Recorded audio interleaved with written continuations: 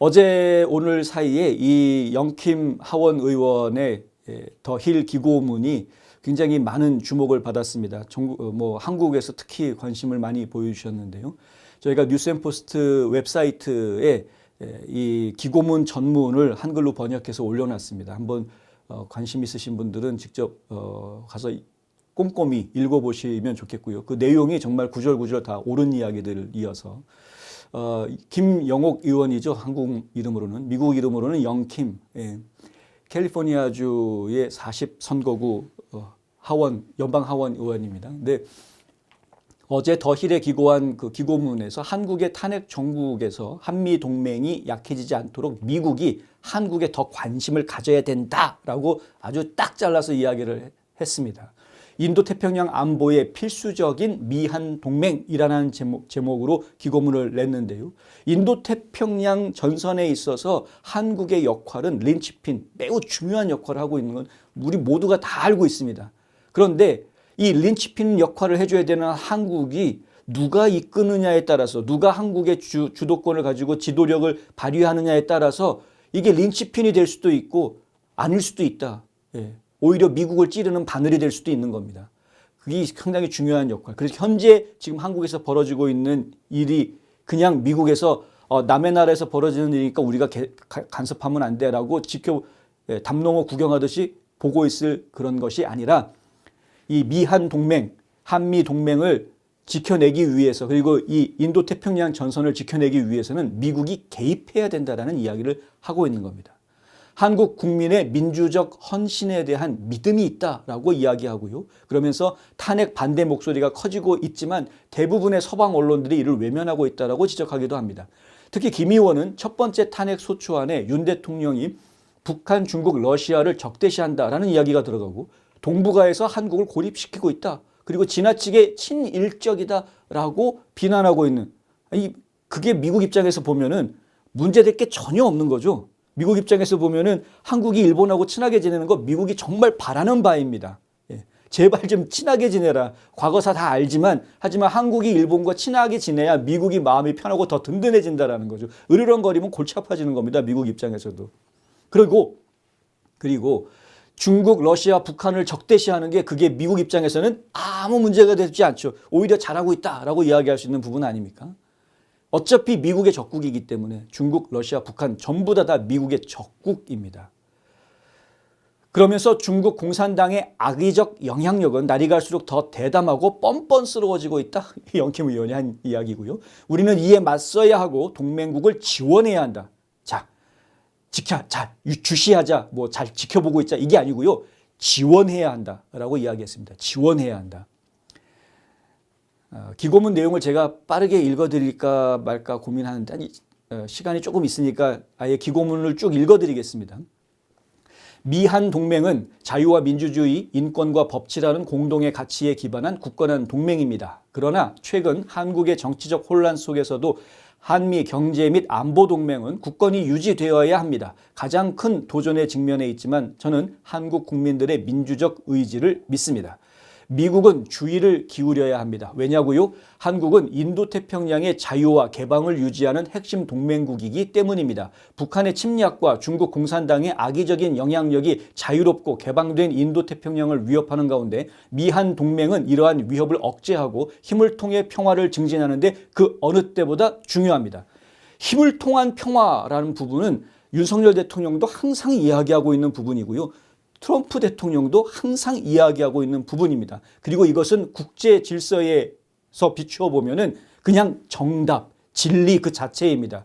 힘이 없이 그냥 평화, 인류 역사에 그런 거는 없습니다.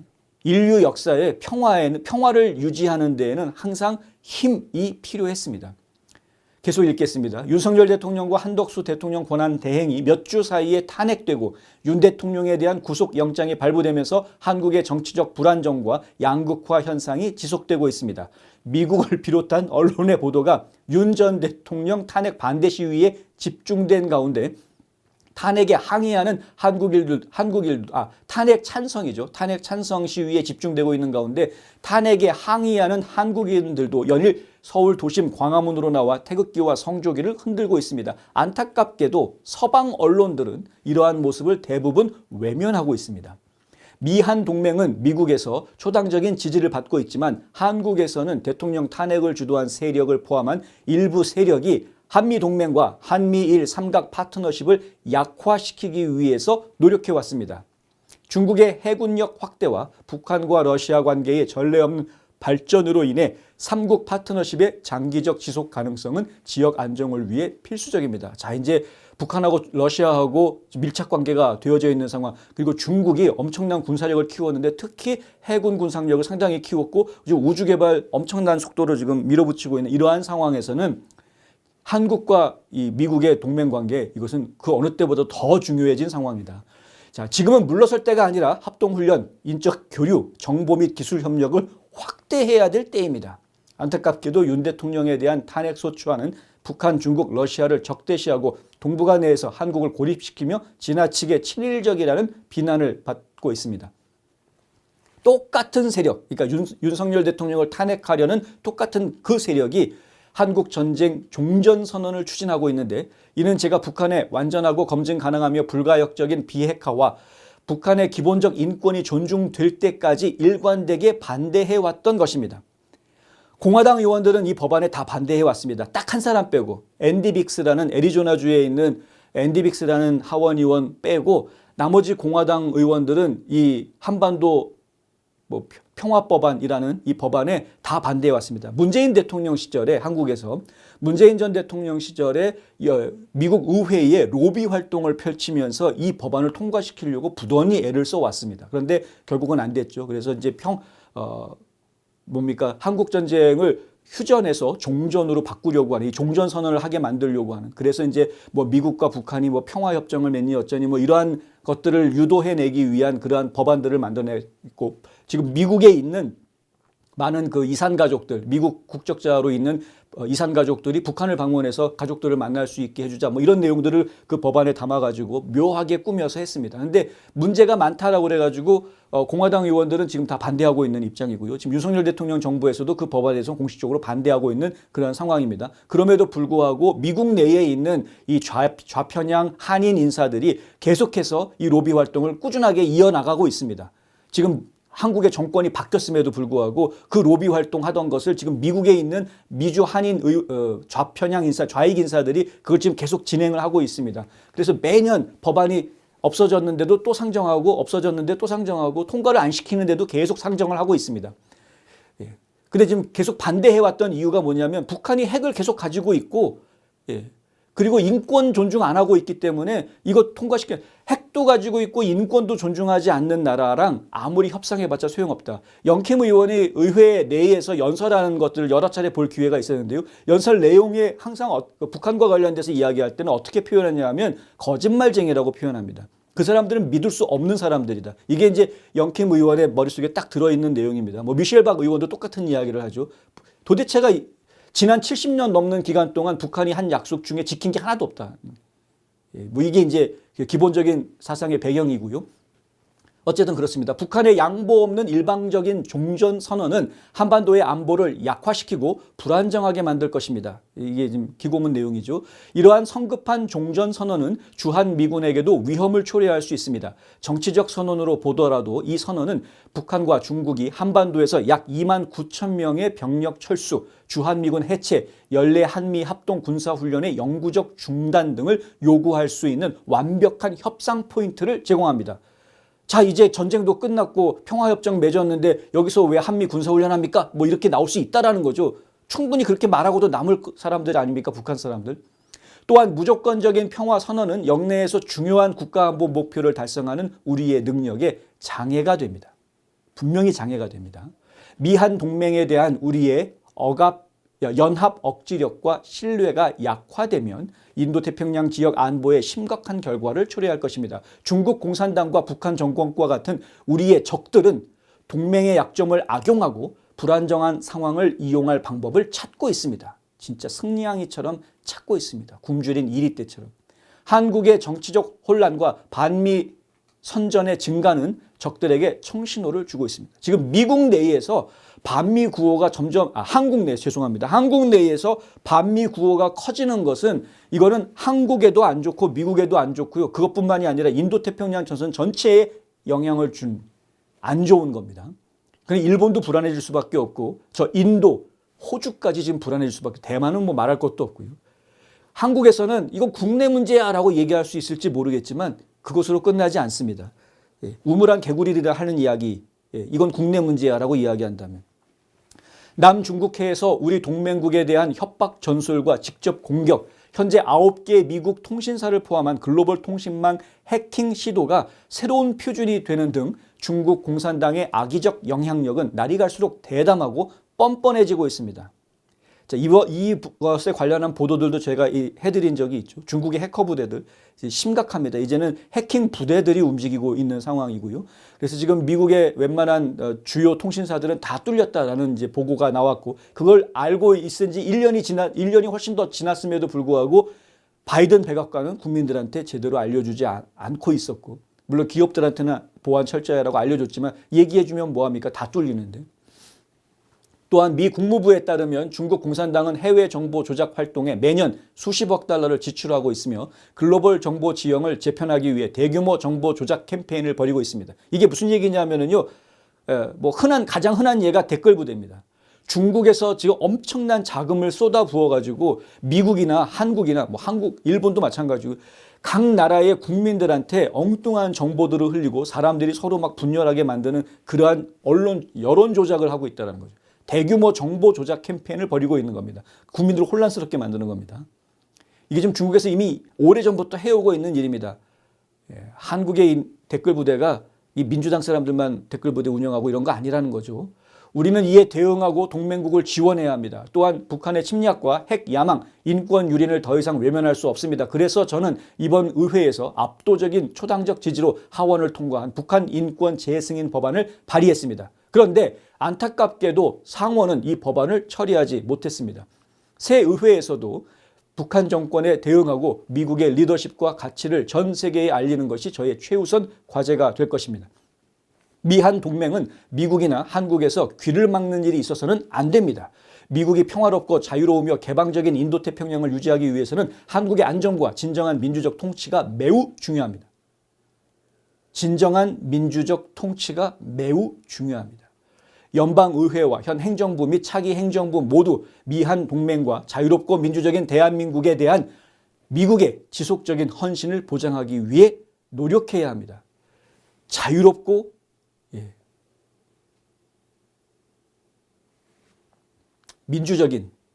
자유롭고 민주적인 대한민국을 위해서 미국이 헌신해야 되는 겁니다, 지금. 이게 이제 마지막 문장이었는데요. 영킴 의원이 하원 의원이 되고 나서 그 전에 없었던 게 생깁니다. 뭐냐면은 미국의 연방 하원에 코리아 스터디 그룹이 만들어지고요. 정식으로 한국의 국회와 미국의 의회가 정기적으로 교류를 갖자라고 이제 하는, 그래서 정기 포럼을 갖자라는 것이 이제 만들어지게 됩니다. 지금까지 한국의 국회의원들이 외국의 정치인들과 정규적인 연락을 주고받았던 것은 크게 두 가지로 이야기가 되고 있는데, 전통적인 게 하나는 더불어민주당, 민주당 사람들이 중국에 있는 공산당하고 연례 컨퍼런스를 항상 갔습니다.